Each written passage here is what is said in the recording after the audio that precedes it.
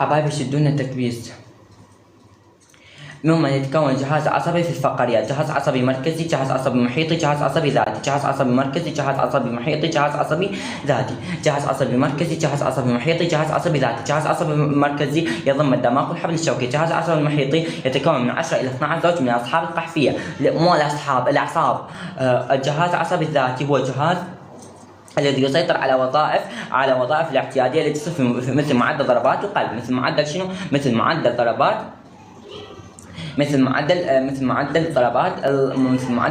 القلب. مثل معدل شنو؟ معدل ضربات القلب. هسه هذا خلصنا. عندما يتكون جهاز عصبي في الفقريات ركز.